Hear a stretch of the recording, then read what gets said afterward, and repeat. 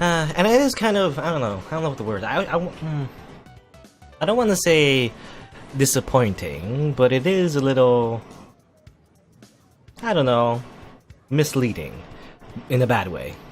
Because I thought we were getting into the mystery and stuff, right? You know, trying to find the disappearances of the students, maybe, you know, finding a really strong lead, and actually getting into the nitty-gritty of the game's plot, or at least the visual novel's plot. But we're just hanging out in the amusement park and doing silly things, aren't we? We're getting off track, I guess. Which is, I don't know, it's not like it's a bad thing. It's just that this game has been like advertised as like a mystery visual novel, right? So I'm expecting mystery, but what we're really getting is, for the most part anyway, like a slice of life, high school comedy anime, which is not a bad thing. Like I actually like that kind of anime, right? I like that kind of those kind of stories, lighthearted and silly and not meant to be taken too seriously. But yeah. But we've been told like there's a mystery and there's, you know, serious things happening, and we kind of get a little bit of what do you call it? Little glimpses of that here and there, but not a lot, you know. And to be honest, I feel like this game would be better if Lucid9, the Inciting Incident, it would be better if it wasn't advertised as a mystery visual novel, right? It was just advertised like a normal, like, you know, high school harem, you know, generic romance story, and it kind of is. But at the same time, you know, don't tell anyone who's played this game, you know, or any readers, that there is like a mystery behind it, you know, some deeper, darker stuff, which I assume eventually we'll get to. But yeah, I wish, you know, the developer did a bit of a I don't know what the word is. Bit of a risk, or yeah, took a bit of a risk with that, you know, and try to, you know, not like trick the audience, not trick the reader, but like, you know, because it's a mystery, right? It kind of goes hand in hand to like to obfuscate the true nature of this visual novel, which again I assume is the murder mystery, right? Because so far we haven't had much enlightenment regarding that. And again, that's fine, but you did advertise this game to be mystery, right? To be all about the mystery, but it actually really isn't all that about the mystery. You know? So, but like, to me personally, like, I'm fine with it, but again, I feel like other people might not be so much, right? Because they expect like, oh, I don't know, they expect like Phoenix Wright or Danganronpa style, where like everything is like hypertension and there's, you know, very little like I guess you could say like filler, right? Just everything's just focused on the particular mystery. But well, here in Lucid9, not so much, right? We're just dawdling around, having silly adventures, while dark things are happening in the background, which I don't know. I'm fine with, but well, I'll give my final opinion once I beat this game. Or I say beat, it's a visual novel. We can't really beat the game. We just go through it, really. But yeah, once I finish, I'll give my final opinion. It'll probably be like, you know, if we finally see that mystery stuff, then I'll, you know, give my verdict. But for now, I'm still enjoying it. So, what do we do next? For one, we can go to the extreme carousel. How extreme is it? Oh, Cap, do you see that? I look to where she's rapidly waving her arm and find myself staring at a little carousel. Yeah, it's a bit underwhelming. Is it this one? No. Behind it. I look upward. Behind the kid-friendly circle of ponies is a much larger, much taller carousel. Excuse me. Much taller carousel with its seats rising into the air as it spins, and the seats are dragons. Dragons? Dragon. We can fly to the 7 seas and beyond, Cap. Who wouldn't want to do that? Probably someone afraid of heights, which no one in the group seems to be. Well, what are your guys' thoughts? It sounds great. You're exempt. You agree to everything Akira says. I so do not. I say we go for it. Trying new things is always a great idea. It doesn't look all that exciting to me, but I got worse. I get to have a dragon for a minion. I look to Irie and Elizabeth, but they only shrug. Great. Time to ride the spinning wheel of death. It's gotta be safer than the roller coaster, right? We trot briskly, a little too briskly for my tastes, to the line where Akira points excitedly at the carousel. Hey, Ryu, do you see what I see? I look to where she's pointing, a couple seat of course. I don't know what you're saying. Why, you and Cap should ride together, of course. Why would I want to ride with Yama? He's so fat. Excuse me? I'm sure she just meant to say that you're big bone, Cap. That's definitely not what surprised me.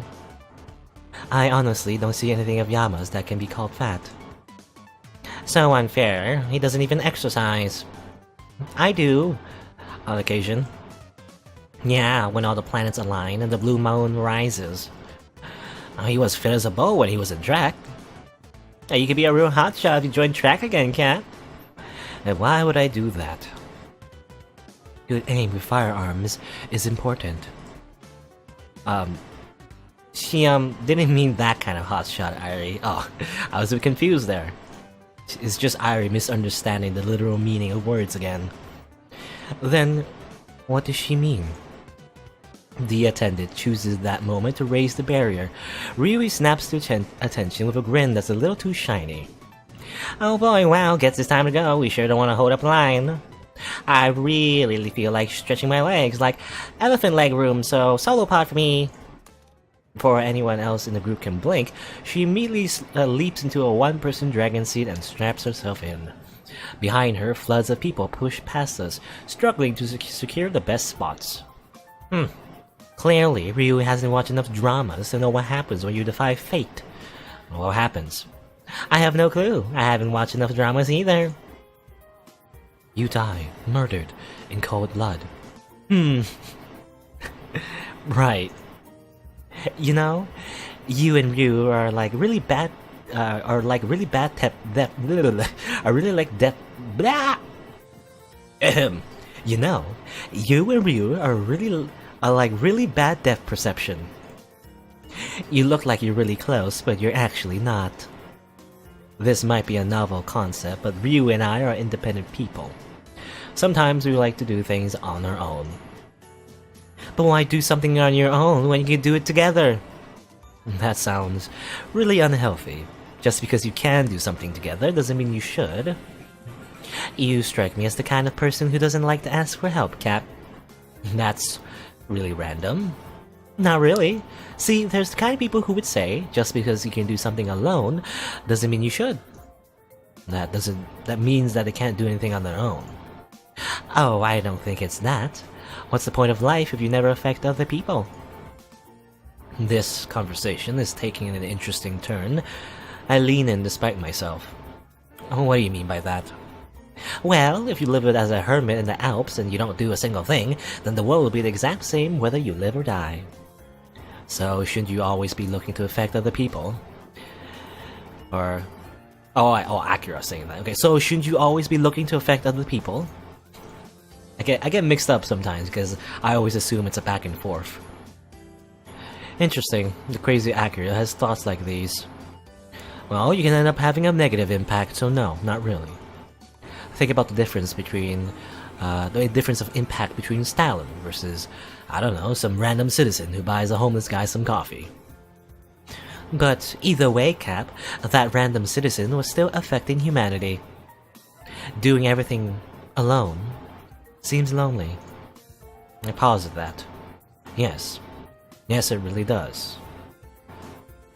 Hey, you two might want to hurry up before all the seats are taken. We're on it, Your Highness.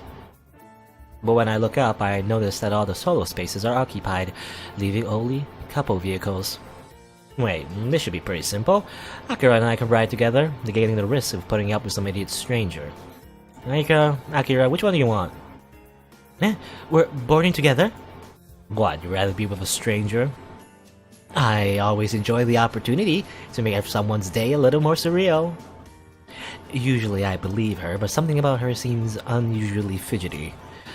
Come on, I'm not putting up with some random kid who'll barf all over me. I hook my arm around hers and pull her to the nearest two-seater, a nice golden dragon with overly long lashes to make it distinctively feminine. She promptly sits down, face completely blank, and I strap the seatbelt over us. She doesn't say a single word, even when I'm done prepping the vehicle. Love triangle. What was that about love triangle in your phone history, Akira? And what's wrong? On the contrary, what's right? Pardon? Nothing. She turns her head and stares resolutely out the window so I can't see her face. Resolutely? Resolutely? I don't know. I wait for her to start some random conversation, but she says nothing. Akira? No response. The attendant drops by our car and closes the door.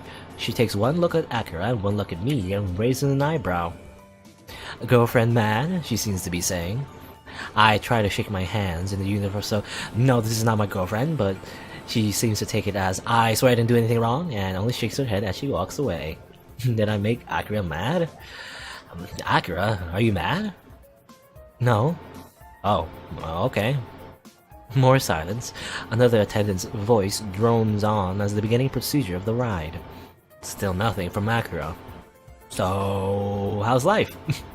You know, that's exactly what I say when I have nothing else. Like, when I have nothing to say, I always just say, how's life? In real life. No response. Akira might as well have turned into stone. The ride starts up in a cranky whirl, and our vehicle begins to pick up speed, rising into the air. No, anyway. We ascend for a few moments, stopping at a nice intermediate point around 10 feet off the ground. Having fun? Still nothing. What's going on? Hey, Akira. And they're off. What fine specimens of Draconis Rex gracing the ring! It's no secret that the crowd favorite is the famous Freddy. World champion for the past 120 seasons of dragon races. Why, at this very moment, we can see money exchanging hands, because in this fictional world, betting is totally not illegal. I have no clue where this is coming from, but somehow it's a relief. I'll take a weird Akira over a quiet Akira any day. Still, it doesn't take a genius to notice that she's completely ignoring me. She won't even glance in my direction. So, Akira. Come on, Freddy, I raised you to be a loser. Win this race or I'm grounding you for a month.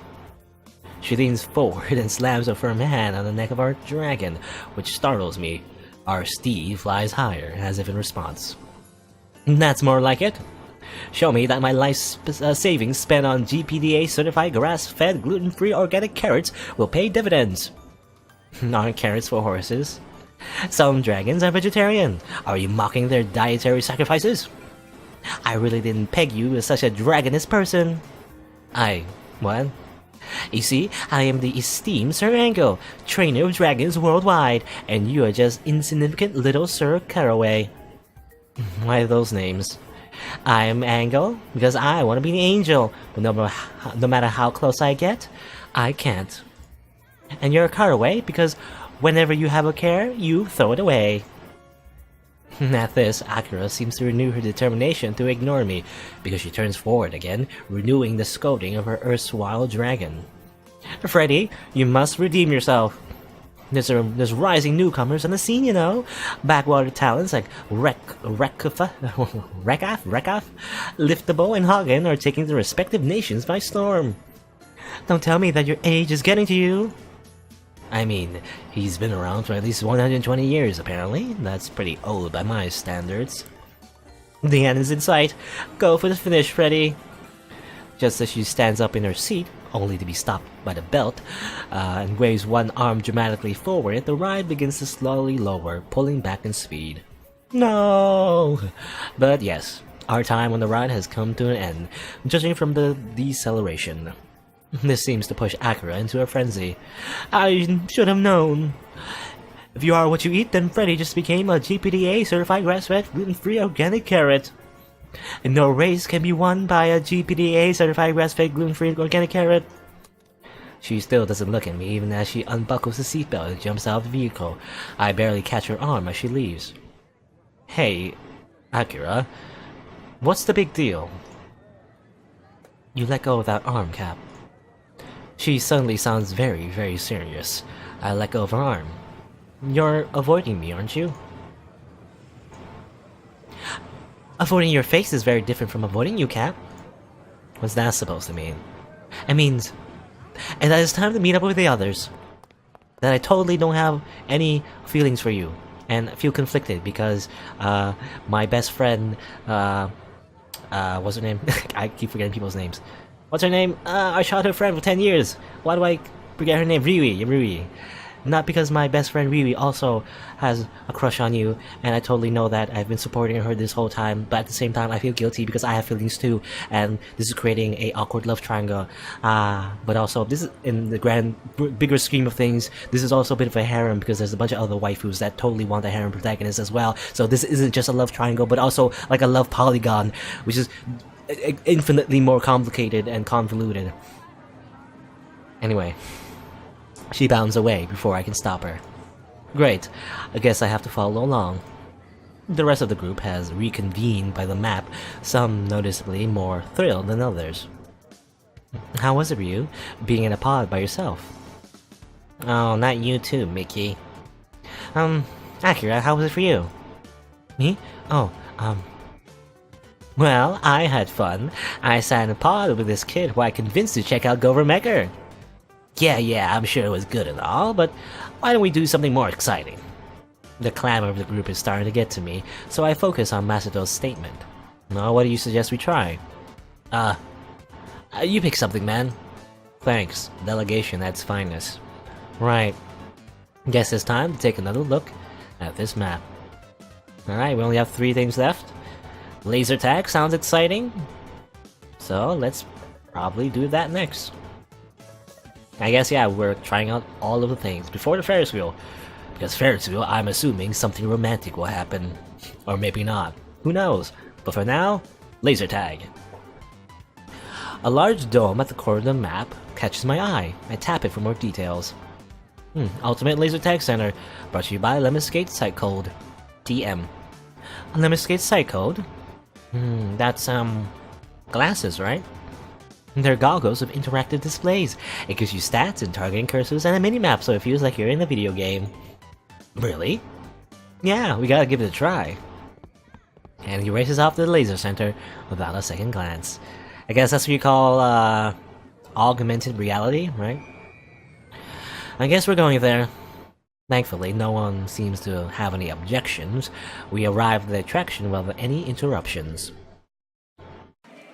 Okay, we're admitted fairly quickly, maybe because our group is large enough to single-handedly create a game. Okay, we need 2 team captains. Hell yeah, anyone who wants to win, join me. It will be great at not only shooting stuff, but solving stuff.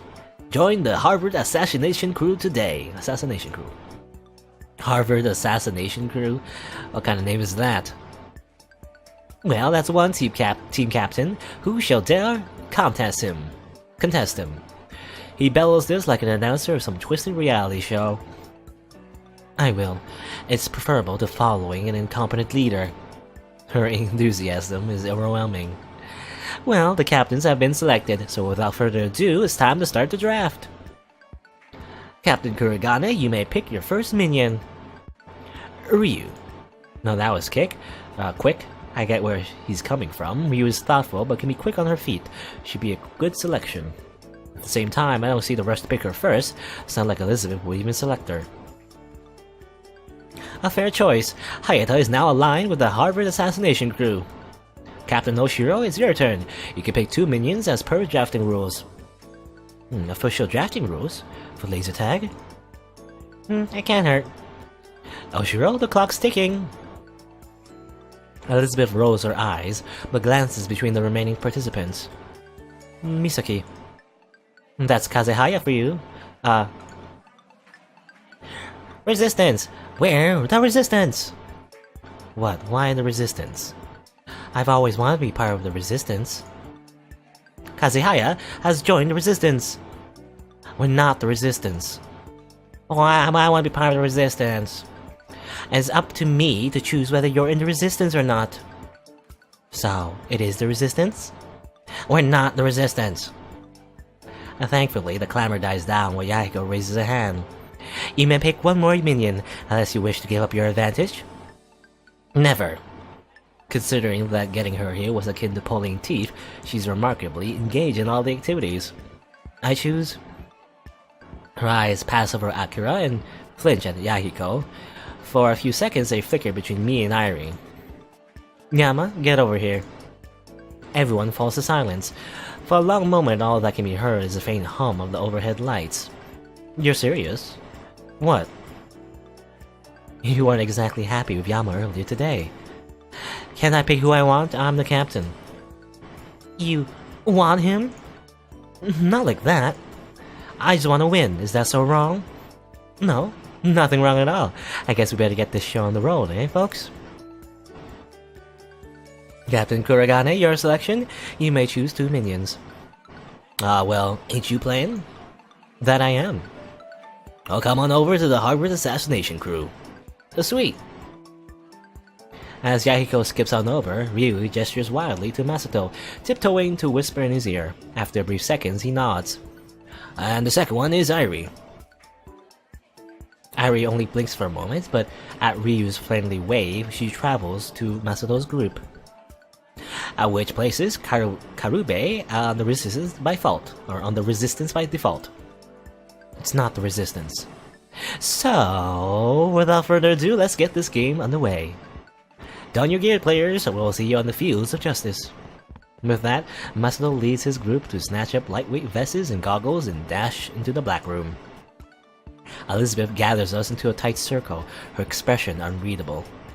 Right, I believe it would be of optimal efficiency to place 2 members on assault, one on defense and one as an intermediary. Misaki, what do you think of defense? Probably because she trusts Misaki the most. Excellent idea. Good. Yama and I should lead the assault. Probably because she wants to keep an eye on me. Akira, leave it to me. Top tier intermediary coming right up. What does intermediary do? As we have 2 members on assault, you'll mainly be covering for Misaki. However, Misaki will generally stay in one location while you run patrols. Gotcha. Mediocre class intermediary coming right up. Elizabeth clearly ignores this. Instead, she heads to the rack, tossing vests and goggles at us. Yama. Yes, Your Highness. Don't be stupid. Yes, Your Highness. Although that might prove to be more difficult or too difficult for you. I feel inspired already. Right, we wasted enough time. Let's go. Wait, what about the team chat? We don't need one. She moves to the door, but Akira tugs on her elbow. We can't start a war without a chant. It would be a travesty. Apparently, it would be a travesty if we used our time efficiently. Oh, come on. Team bonding is just as important as tactics and individual skill. Fine, but make it quick. Akira salutes her with a cheery wink and gathers us in a huddle. She speaks breathlessly, her eyes shining with enthusiasm. A day may come when the courage of men fails. Quickly, I said. Blah blah blah blah blah. This day we fight. Long live the resistance. Ah heck, why not? Long live the resistance. Let's go go go, deploy deploy deploy. Alright. Guess yeah, that's our team members. Ammo, health, ooh, cool. We bolt into the dark room in our vests. As we're swallowed in darkness, I slip my goggles over my eyes. The interface immediately switches on, providing me with slick infographics and motion cursors. In the upper left, I see team portraits that light up as each member speaks. Looks like Psycho comes with comms. There's also a map, health count, ammo count, and a location notifier. Except, I'm missing a bullet. Whatever. Doesn't matter. Is there like a reason for that? Why are we missing a bullet? Wow. Oh, these are stunning. Oh, I gotta get me one of these. Presently, a hum washes over the large chamber, and the walls come to live with the images of the Academy cafeteria. Whoa, a live simulation? Lemniscate is truly ahead of their time. Oh, so it's not just augmented reality, it's also partially virtual reality. Interesting. Well, let's get to our positions. Despite her brusque words, or brusque, her face is open in wonder. Seems like she's also a fan. As we head to our places, the intercom cuts in with a mechanical-sounding female voice. Welcome to the field, Blue Team. This is a standard capture the flag game. Best of 1. Your Lemniscate site codes display your health. Let it fall too far and you should be disqualified for the rest of the match. You should also note that your ammunition is limited. Use it wisely. As Akira and Misaki split towards our base and on the rooftop, Elizabeth motions me to a corner at the perimeter. Oh, are we gonna make out? Stuff it! This is the way to their base. A quick glance at the minimap confirms her claim. When the game starts, we go together, but cautiously. Isn't it better to attack from 2 different directions? Who's captain again? No, I see, you do want to make out. Stop it! Bloody gallivate, I don't know how she say that. Gallivitating mug? Off your trolley, stonking great eagle. I can only grin at her as the intercom flickers to life. All players within their team zone. The game will begin in 10 seconds. Cheerio to you, good chat. 8 seconds. I say, this ought to be a jolly good show. 5 seconds. I'm right knackered, I am. Yama. You called, Your Highness. She pauses for a moment, clearly struggling to keep a hold of herself. Do you know why I put you on assault with me? To make me miserable? Because for some reason, the tiniest part of me believed that you might actually be great at it. Her words freeze me to the ground. My mind runs blank. I can only stare at her in disbelief. 0 seconds. The match has begun. A high-toned bell rings through the room. Elizabeth turns her attention to the corridors. Let's go. She has faith in us? Is that a lie, or is she telling the truth? She stalks to the courtyard. Even as I follow her, my thoughts are a jumble in my head.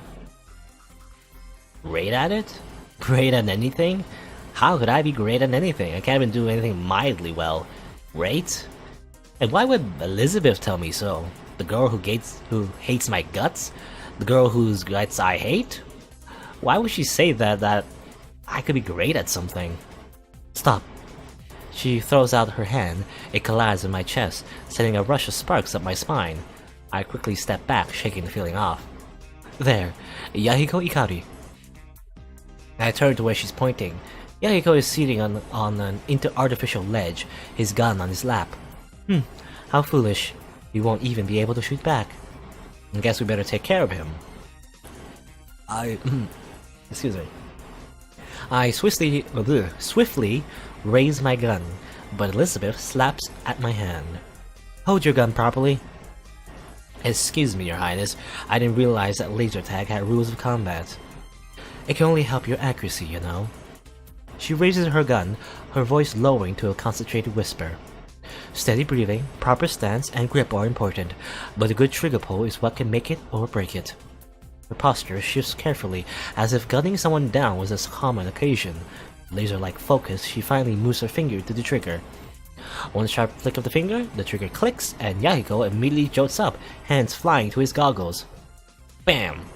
Meow! Somebody shot me! That should have been a fatal shot. Well, laser tag would be really short with fatal shots. But you useful and shoot something. I obligingly poke my gun out of the hole and fire blindly. Well, 3 shots, burst fire. Ah, there you are. Not what I had in mind. You have a mind? Shut up and run. We race through the obstacles as shots sound all around us. Finally, we find an out-of-the-way corner where we pause to catch our breaths. Right, we must have a new plan. Such as? Yahiko is the only person on defense, and we pass no intermediaries on our way here. Paired with Masato's personality, it's highly likely that 3 people are on assault. So Misaki will be overrun. They probably have the flag by now. Oddly enough, I can respect her at the moment. She seems to know what she's doing. Well, where does that leave us? Well, we'll have to kill them on their way back. Akira, come in. What's your status? Akira. Right. Their comms must have been shot before they could alert us. We're on our own, Yama. So what's the plan? You take the red flag and sprint back to our base as soon as possible. I'll hold them off while I can.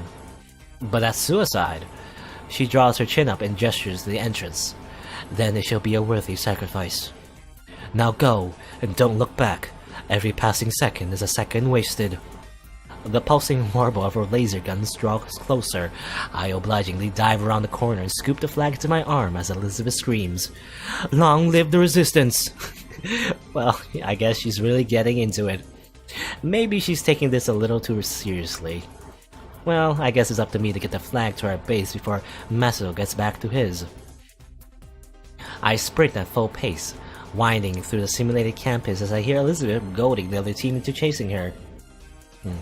I mean, yeah, we're in track, right? So we're pretty good at running. So that's one thing we're good at. I think that's what Elizabeth meant? Maybe? With the flag in tow, I haphazardly make my way back to base. I've only got so much time before Elizabeth is shot. I'm hit. Looks like Masato actually left someone behind as a guard. Oh, 50% health. Oh, well, who was that? It was the lowly, oh no! I swing around just in time to see a small figure diving behind cover. Crap, my health is at 50%. At the very least, I've still got a few chances left. Admittedly, laser tag would be pretty boring if it followed the one-shot, one-kill system. My grip on the pistol tightens as I peer through my little refuge. Anyway. I line up my aim so that if the guard emerges, I have a chance to take them down first. Pew pew pew. I can't react fast enough.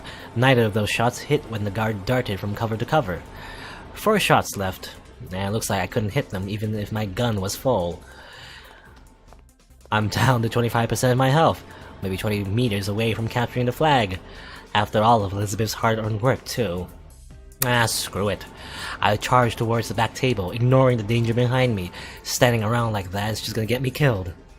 I dive behind the nearest piece of cover as I hear the enemy's laser pistol blare to life. It's down to the wire now. Final chance, right? I stand up, blindly firing my remaining shots at the figure that's just a few feet away.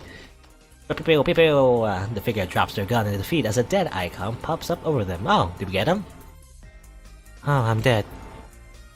And with that, Irie places her gun on a nearby bench and pulls out a peach to munch on without a second thought. Does she have like infinite peaches in her backpack? Unlimited peach works. Nom nom nom. Apparently getting killed doesn't mean much. That was somewhat anticlimactic, especially given how lucky I was to have shot her despite me firing haphazardly. Well, beggars can't be choosers though. I probably plant the red flag on our stand. It glows in response, and after a second humming, clicks into place. Clearing my throat. A clear, high tone brings the game to a close. Game over. Victory to blue. The hell? Please exit the room. But I got the flag! Please stop arguing with an artificial voice and exit the room. Masato's grumbling is prominent, but I notice dark shapes converging at the exit. I guess I better follow them. I guess we won? It takes a few moments to adjust to the blinding sunlight. Still, everyone seems to be fairly happy. Well, everyone except Masato, of course. We're the rightful winners. Well, we would have been if someone didn't go on a wild goose chase instead of returning the flag. I was gonna, as soon as I caught up to the trash talker, I mean. Then you probably shouldn't complain. Oh, I guess he got distracted by Elizabeth. Amidst the commotion, I noticed that Elizabeth is strangely quiet. I was expecting her to gloat with her victory, and maybe toss in a few snappish better-than-thou comments here or there, but she's just standing by the map, a faraway look in her eyes as her lips are pulled into a smile. Well, it couldn't have been helped. We had the best leader, you know. I bet Yama took charge. Oh no, we were led to victory beneath the banner of the wise Elizabeth Oshiro. She came up with all those fancy tactics and everything. To everyone's surprise, Elizabeth blushes slightly and lowers her head. Really? Good job. Thank you. Somehow, those simple words feel like more than a compliment. Yeah, let's keep going. I'll get my revenge. Oh, I'm counting on it. Well, thankfully, the conflict feels teasing rather than biting. I return to the map with a smile to pick up the next destination.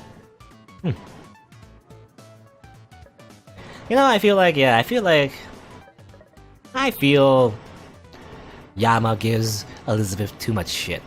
Right? You know, she doesn't deserve all the bullying you do. She's a good person, I think.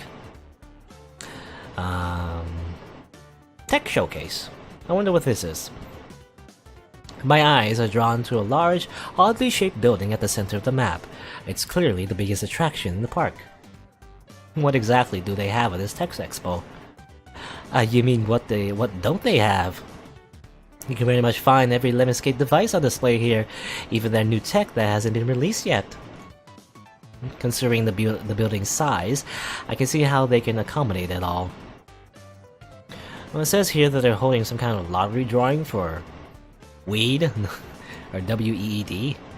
I double-checked to see whether I read that correctly. Surely they don't mean what I'm thinking, do they? What? Why would they be giving that away at a drawing? I'm puzzled as well. Someone mind explaining what this weed is? A weed is just an acronym for Wall Electric Energy Director. It's a new Lemniscate cell phone that can run on power from a wall socket, even without a battery. Well, that sounds like an underwhelming feature to be so hyped about. Oh, we should go. This is an opportunity to introduce you to the world of technology, Yama. I feel like you just want to go for this weed. Weed. Not at all. I only suggest this for your sake. If you stay ignorant about today's technological innovations, you're no better than a Neanderthal. They did invent the wheel, so it's not like they weren't smart. Did they? In response to my sarcasm, Misaki looks me dead in the eye. It's the same glare she used to give me before she dragged me somewhere against my will. We're going. Just as I predicted, she takes a hold of my arm, pulling me towards the direction of the expo. What about the others? Oh, I'm sure they'll follow. No need to worry about them. Alright, back in this building. I guess a building. It's very familiar, but I guess they just reused the art for being inside. Once we dart into the building, I immediately notice the area is way too crowded for my liking. A stream of people push their way through the check-in lines, eager to receive the admission. The scene is reminiscent of a herd of wildebeests flocking a waterhole. I glance back to check on our group, but they're nowhere in sight. I think we've lost the others. Good. With them gone, we have a better chance of winning the lottery drawing. I don't know if you've noticed, Mickey, but the odds aren't exactly in our favor. Well, you must first play the game to win the game, Yama. That sounds like something a gambling addict would say. Ignoring my comment, she quickly takes her place in line. I'm a little surprised she doesn't force her way to the front. Luckily, it isn't long before we're called next. The attendant promptly prompts us to hold out our wrists, giving us a pair of metallic wristbands. Imprinted on them are a set of numbers, which I presume are for the drawing. I take another hesitant glance around before entering the expo. There are way too many people here. Do you want to hold hands? What? Why?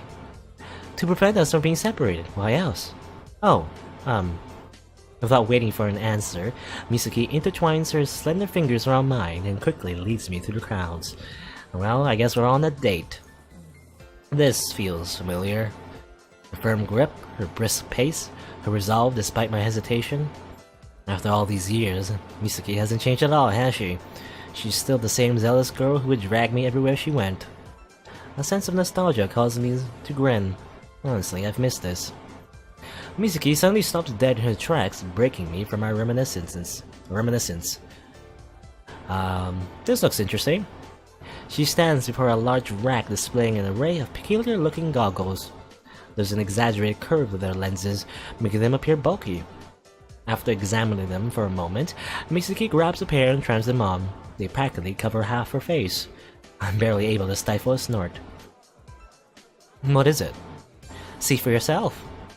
She removes her goggles and slips them onto my face. They feel awkwardly large and must look equally as ridiculous. There are 3 video monitors displayed inside the goggles and lenses, giving me a panoramic view of my surroundings. I feel Misaki's hand brush against my cheek as she adjusts something on the side of the goggles. As she does so, the cameras zoom in and out of focus. They're called dragonfly lenses. They're sort of like panoramic binoculars. Kind of impractical to wear though. I remove the goggles and hand them back to her. She twirls them between her fingers, inspecting them closely. Maybe they were built to be sturdy. I guess that would make sense. Then let's try it out, shall we? Misaki draws back her arm and suddenly hurls him on the ground. Well, thankfully they don't seem to break, but I can't help but gasp in surprise. Oh, what the heck do you think you're doing? I just want to see if they were sturdy. Duh. You didn't have to smash them on the ground, Mickey. What if they had broke? Well, then we would have been in deep trouble, wouldn't we? This girl.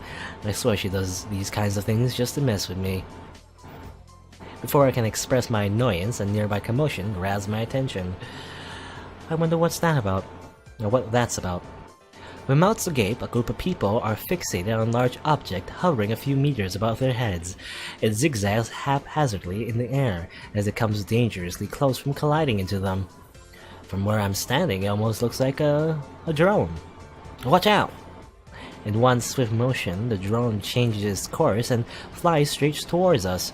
I'm barely able to push Misaki out of the way as it spirals into a display rack. The shards of metal and glass of the drone slide across the floor, but the goggles remain relatively undamaged. It seems they are pretty sturdy. Are you two alright? As Misaki and I regain our composure, a woman jogs over. Judging by her uniform, she must be one of the attendants running the expo. Yeah, we're fine, I think. I look over at Misaki and she nods her hand in confirmation. The woman breathes a sigh of relief at this, bowing her head apologetically. I'm terribly sorry. We were performing a demonstration, and then the drone stopped responding to our remote commands. A demonstration? Oh yes, would you like to visit our booth? The least I can do is give you a demonstration of our tech. I'm not sure how that would compensate for almost killing us with one of your drones. Of course. Misaki, however, doesn't seem to mind. I guess she really is like a tech nerd. Wonderful. If you two would please follow me, I'll show you the way.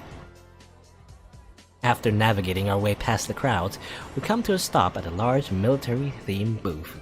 Drones, military. And also, yeah, I was wondering, like, why is she a tech nerd? Was she always this way? I mean, she's always on her phone and stuff. Did she require this taste recently, or has she always been nerdy about technology? Well, the booth is impressive to say the least. There are a number of electronics scattered about, but I haven't a clue what any of them are supposed to be. And almost like someone just dumped a pile of scrap parts together and claimed they were state-of-the-art equipment. Or maybe I am a Neanderthal, who doesn't understand technology. Meh. The attendant places the drone, or rather what's left of it, on the counter. She takes a moment to examine the inside of the machine. With a solemn expression, she mumbles something under her breath. Well, the Ikaris are definitely not gonna like this. I just hear her say the Ikaris. Excuse me, do you mind telling us about them? About who? The Ikaris. Oh, they're part of the Lemniscate's board of directors. This expo is sponsored by them, believe it or not. They're board of directors of Lemniscate? If Yahiko is actually related to them, then why aren't most people aware of it? Oh yeah, if they're quite... If the Ikaris are actually, that famous, or at least that influential, why don't we know about it, right? You'd think Yama would know. At the very least. Unless they don't share a lot about their personal lives with the public. That seems pretty plausible, actually. Yeah, so maybe, they're like influential, but not like celebrities. Are you two ready to see something interesting? Before I can think more on it, the attendant props a large tablet on the counter for us to see. She expertly swipes her palm across its surface, resulting in an assortment of color patterns that dance across the screen. The patterns gradually warp into a digital face of a man. Misaki gapes at it admiringly. Oh, this is Max. Say hello, Max. Hello. It is a pleasure to meet your acquaintance. Contrast to his appearance, the inflections of Max's voice sound very human-like. Oh, okay. Because I was assuming it was like a AI of some sort. It's almost disconcerting coming from something that looks so artificial. Max is one of our newly developed AI programs. AI, as in artificial intelligence? Correct. While we've made some advancements in the last few years, we're only scratching the surface of what's possible with AI technology. Max is the product of that research so far. Misaki's eyes brighten in excitement as she examines the machine more closely. What was he created for exactly? Well, he'll serve as an automated assistant for law enforcement in the future. An assistant? Max collects massive amounts of data from various sources and uses the information to determine suspected criminals. He would then relay his findings to the user in charge and suggest what action they should take based on the situation. But isn't it possible for him to mistake someone for being a criminal? Highly improbable. If anything, Max would be more efficient than humans. His judgment wouldn't be clouded by emotion. I see. Curious, Misaki reaches out to touch the monitor. Forgive me for asking, but may I have your name? Startled by the machine's sudden inquiry, Misaki jumps back, holding tightly onto my shoulder. Oh, it's Misaki Kazihaya. And how shall I address your partner? He directs his question at me. Well, we're not partners. It is nice to meet you. We're not partners? Is he purposely being sarcastic? Are machines even capable of doing that? Thank you for your cooperation. I have stored your names for future reference. Forgive me, but I must shut down in order to perform necessary system updates. Oh, of course. Have a good rest then, Max. The attendant promptly shuts off his power and carefully places him back behind the counter. When she pops back up, she beckons us over towards the corner where a large telescopic device sits by itself. This is a laser microphone.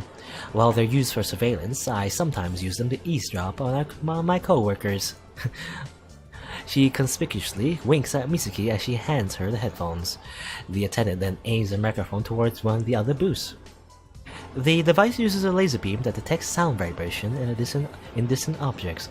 Laser microphone. I think I've heard of that before. I don't know if it's fictional though, because I've heard it in like a fictional context, like in sci-fi, but I don't know if it's actually possible in real life.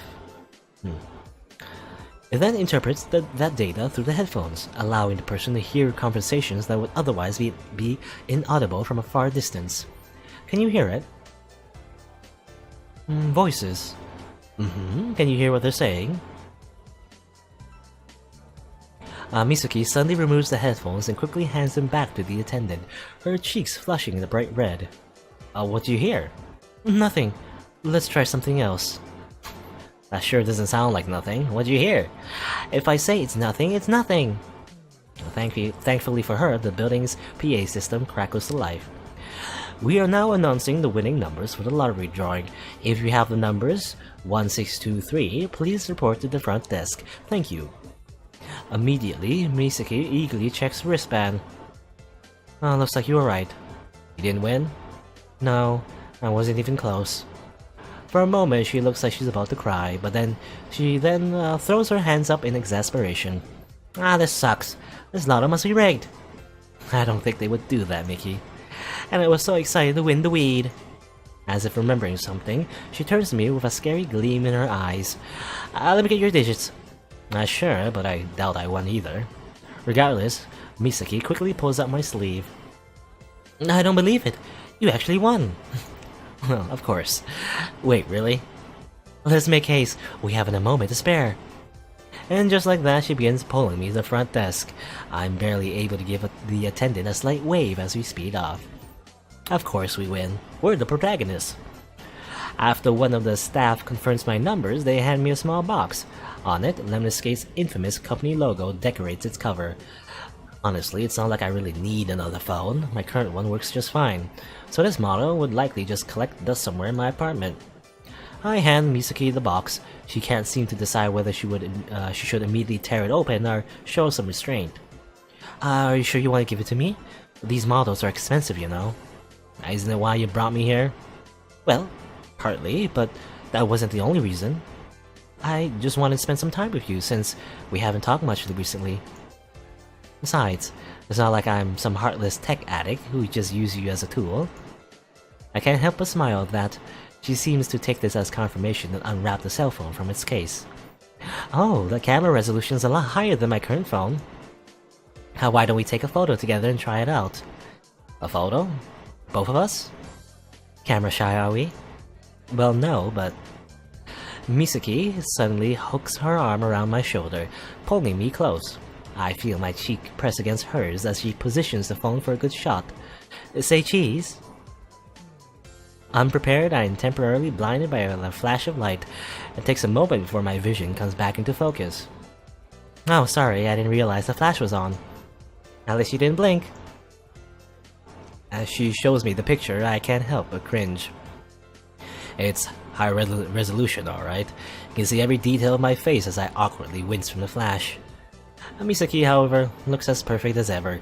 I guess she really is cut out for the modeling business, isn't she? Handing Misaki back her phone, my own phone suddenly trills in my pocket. I'm getting a message from the others, I assume? Oh, really? Hey, where'd you Mickey run off to? Hello? Did you forget how to use your phone? I just reported a lost child to security. We'll be waiting near the food court whenever you show up. Who is it? Riri. She's wondering where we went. Oh, then let's not keep her waiting. Misaki takes my hand once more as we both make our way out of the expo. When we meet back up with the group, it's apparent Riri isn't happy with me.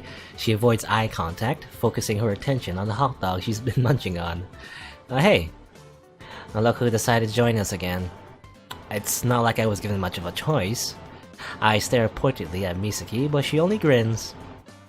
So, are you guys up to heading somewhere else? Anywhere's fine with me, man. Long as it's fun. I shall leave the decision to you. You are the navigator of this expedition, Cap. Just lead the way and we shall follow, even to the depths of Hades. Okay then.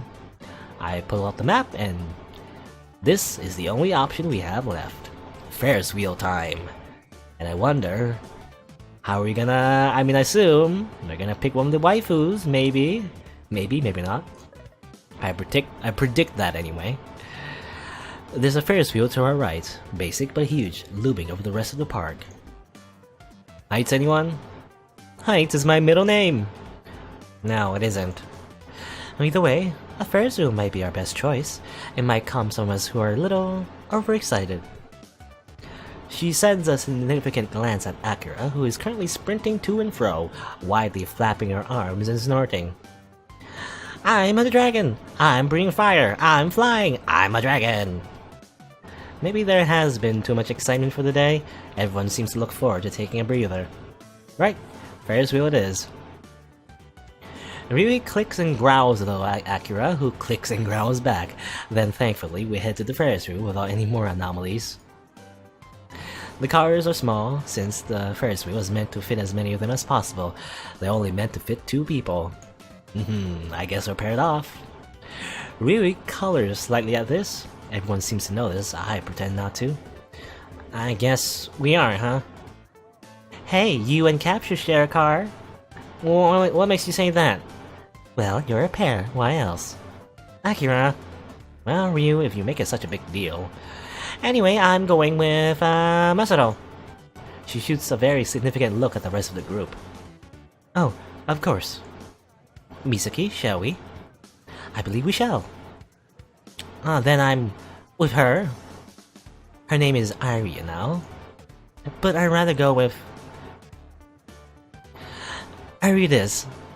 What, do you think I'm blind? Well, that's settled. It looks like you have no choice but to ride in the car together. I guess we don't have a choice. The others prance into their respective cars, leaving Ryui and me in silence. That was quite possibly the most unsubtle way to get us together. I guess we should board. Yeah. Next time I see Akira, we're gonna have a little chat. Rio and I slip into the next car, a cozy blue box with blue cushioned seats and blue doors and blue ceilings, dressed with white trim and white wood and white light. Rio eases comfortably into her seat, turning her head until she's staring out the window. After the attendant closes our door, the Ferris wheel begins to steadily chug upwards. I wonder what's gonna happen. Is it gonna be a romantic encounter? Yama? The serious outline of her voice catches me off guard. Gourd. I keep saying gourd. I don't know why. Guard. It's guard. I keep saying certain words wrong. I don't know why. Anyway, I find myself curling my fingers into the cushion beneath me. I guess sometimes, I guess I just read too fast. Like I read the sentence and then I mix up my pronunciations. You know, because I'm reading the word after the words after what I'm currently reading, and I get mixed up as I'm saying it, and then they say the word wrong, but I don't want to like spend too much time, you know, saying the word correctly, because then it takes too long if I correct myself every single time. Anyway. What did Ryu say? Ryu said something, and then I say what? Oh, she just said my name.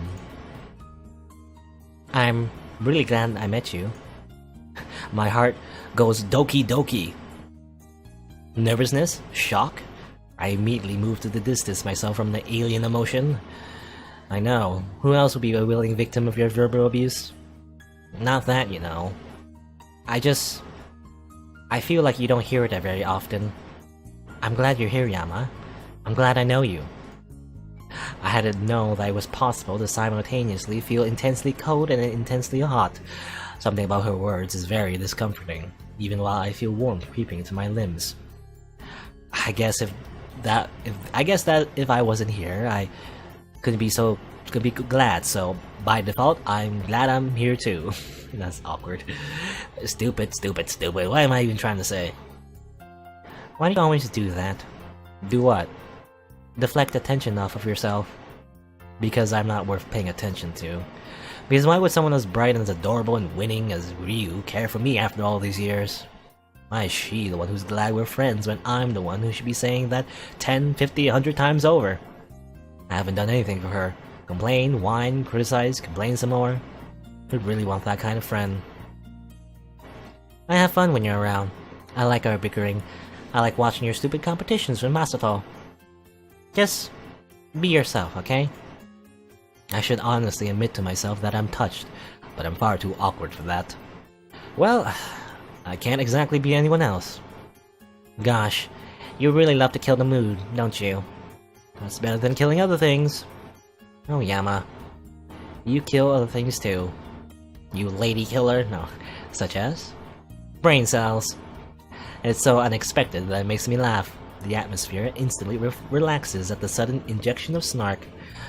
We fall into silence after that breeze of humor. We resume staring out off the car window. I glance around, searching for another topic. Scenery? Boring.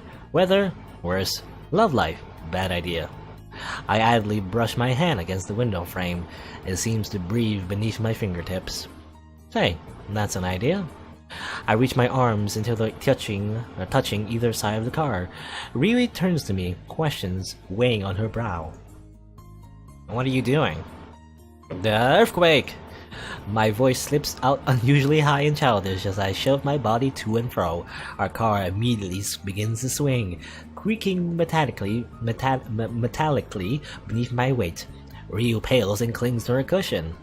Oh, stop that! Stop what? You know, if you shake it too much, we might fall. Fall? Like this? I feign crashing to the side, slamming into the car wall with much more force than I probably should. Ryu squeaks, instinctively reaching for me. Don't do that, it's dangerous. What's dangerous, this? I straighten and pretend to fall again, but Ryu snatches my wrist and pulls me towards her. My momentum collapses against her. I'm barely able to catch myself against her seat. Uh-oh. For a long moment, we stay in silence. I'm looming over Ryu, one hand curled on the seat of her head. On the seat by her head, rather, not on her head. That would be even more romantic. But curled on the seat by her head. The other instinctively clapped around her shoulder. Her face is unnaturally close. At this distance, I can feel her breath, short and warm, brushing against my cheek. Her eyes, amber, also warm. Her hair, the color of light fire, silky, warm, everything about her. Warmth, comfort. Warmth, comfort, and love. Nyama? Sorry. I finally come to my senses and plop back in my seat, staring very resolutely out of the window. What the heck was I just doing? Ryui, this is Ryui. Ryui Hayata, the girl who's in love with you. Get a grip on yourself. The girl who's in love with you. I mean, you know that, right? So, I mean, either you reject her already, so she's stopped being in love with you and not hurt her feelings by stringing her along, or just admit that you love her too, damn it. Yama. But of course, you know, being a awkward teenager, can't exactly make that decision, can you? And now the silence is suffocating. So, we immediately pause, eyes cutting between the window and each other. You first. No, it's okay. I didn't have anything important to say. Me neither. Silence, again. You stop again. Awkward, so awkward. What were you gonna say? Just, do you like trees? I feel the sudden impulse to bash my head into the window until it shatters. Trees? Really? Sure, they're like normal trees, I guess. Yeah, they are. We drift back into silence. I have something to say. Is she gonna say what I think she's gonna say? No. I have a better idea. You didn't know what I was gonna say. Still, it's a better idea. Well, okay. She seems genuinely annoyed, which catches me off guard. Shouldn't she be relieved? Relieved that she wouldn't have to say anything embarrassing? So, what's this better idea? In hindsight, I really should have thought of something before claiming so. Not that I had the luxury anyway. Oh, Yama. Well, I was gonna say that a simple, kind of crazy idea leaps into my head and I go for it. Shh. And what now? I immediately drop to the floor in an athletic crouch, pretending to search for something. Ryu's face transforms as she curiously surveys my actions. After a few seconds of pausing, I pretend to yank something out from beneath the seat. Bugged. What? Why? Shh. Agent Hayata, don't make another move. I slowly peer out the window, silently praising myself for the diversion. Looks like Ryu's forgotten about what she was gonna say. But just for good measure, I throw myself to the floor with a yell. Ryui instinctively follows. Ah, they've got RPGs! Houston, we have a problem! I start shaking the box again as Ryu imitates an explosion, tossing herself around. Oof, direct hit, Commander. Shields at 23%. I'm a bit busy. I mime fighting some sort of alien and pretend to kick it out of the car. They have borders? Looks like we're done for, Lieutenant. The only thing left to do? A silence falls between us as we understand the gravity of the situation. Kamikaze. Let's give them one hell of a show. You got it, Commander. With renewed enthusiasm, she whips about, slamming her hands against the cushions. The car shakes with enemy fire, but she retains her focus. Stay on target. Stay on target. The car screeches with speed as she hones in at the mothership, right at the weak point. Stay on target! Mister, it's time for you to disembark. We're abruptly yanked back into reality. Ryu is leaning over the cushion, smashing her hands against imaginary controls, while I'm by the window fighting off non-existent borders. The flush of embarrassment that creeps up my neck is mimicked on Ryu's end. Sorry. Oh, we're sorry. We're just, I don't know. We're fucking weirdos is what we are. We creep out of the car, feeling the attendant's eyes weigh heavily on our backs. I probably shouldn't have done that. You know, you do a lot of things I shouldn't probably do. There's a pun in there somewhere, but I can't find it. We should ask Akira. She's the queen of puns. We grin at each other like the pair of fools we are. Well, we should meet up with the group. Yeah. Ryu's gaze flits between me and the ground. Yama? It happens in one fluid motion. She decapitates me with her katana. No, she steps forward, gently pinches the edge of my sleeve between her fingers, tiptoes up, and softly, hesitantly, places her lips against my cheek. No, just a cheek kiss, not a kiss, not a kiss on the lips. Then, almost before I can register it, she retracts, cheeks flushing. Thank you. She turns and darts off to the rest of the group. For a moment, I can only stand there, mind completely blank, hand against my cheek. Why? Why would she do something like that? Why? Hey Cap, if you're done standing around like a goof already. Because she's the cliche childhood friend who wants to totally bone you. Anyway.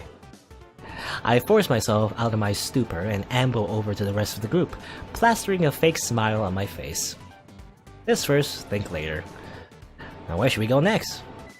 Before I can decide on another attraction, a ringtone cuts through the silence. Masato sheepishly digs his phone out of his pocket. Oh sorry, alarm. I check my own phone. 6 PM. Technically Masato's curfew. Oh, thanks for the fun, guys, but I got a piece. I have also some things to do, but this was remarkably fun. Thank you. You guys are leaving? But there's so many more adventures to be had. Honestly, even I'm a bit worn out from all the excitement. And why are we here in the first place? Weren't we supposed to be looking for a clue? But I guess that was a lie. To just have fun on Shigure's credit card. I'm heading back too.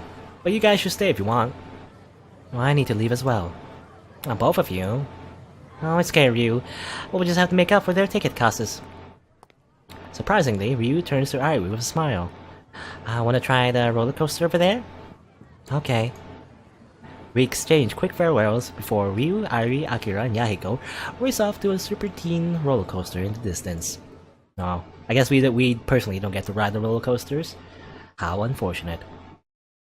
I split ways with the others at the academy dorms and head to my apartment. What an eventful day.